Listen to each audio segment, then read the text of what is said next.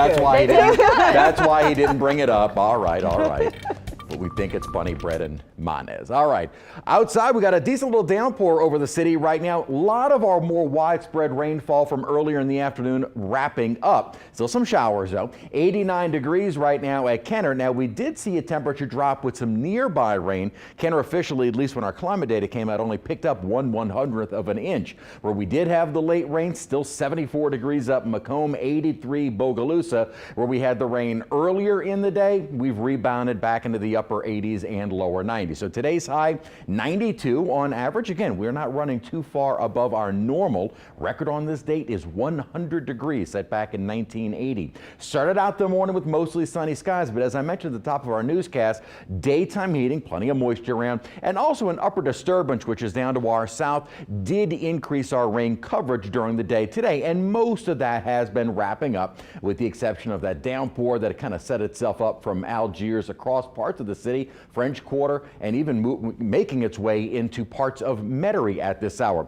North of the lake had some decent downpours and a lot of little outflow boundaries, meaning they were associated with some gusty winds, but most of those have wound down as well. And also saw decent rain coverage, although at officially our observing stations did pick up a lot. Had almost a ½ inch of rainfall at Galliano and just about a1/4 inch of rain at Lakefront. So over the next several days, that disturbance is going to keep our rain chances on the higher side. Not washouts, but definitely better rain coverage. Brief downpours are certainly possible, as we saw today. Drier, hotter, though, as we head toward the weekend, and no development. We've mentioned Chantal is inland and gone, and we are not expecting any further tropical development over the next several days. Here, very obvious on our water vapor imagery, is that upper disturbance I was discussing. Now, this had been fairly well forecasted by models going back to late last week. What the models thought, though, is that this would be gone by kind of today, tomorrow.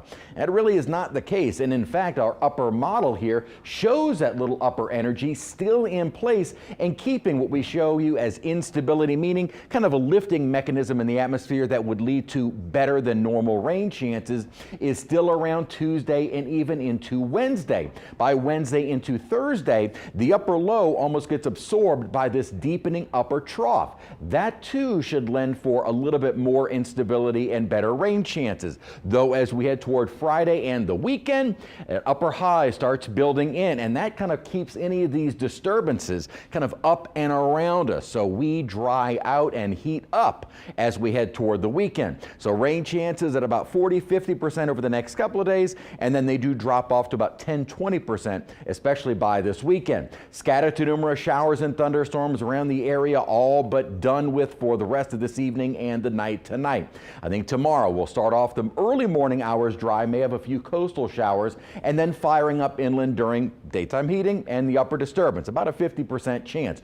Going into Tuesday evening and night, rain is done. So these are not all-day rains, pretty our typical timing for shower and thunderstorm activity. And then the same for Wednesday, about a 40-50% chance for those showers and thunderstorms to bubble up. Again, Chantal moved inland over South Carolina as a tropical storm. Still some big heavy rains in parts of the Carolinas and into Virginia with the remnant rainfall. Elsewhere out in the tropics, we are not expecting any development for the next 7 days. 50% chance for rain tomorrow. We'll bump that down to around 40%. I don't think the upper energy is going to be quite as abundant by Wednesday, Thursday. By Friday, and especially into the weekend, that upper high starts building in, and those temperatures climbing to the mid-90s, even heading into early next week.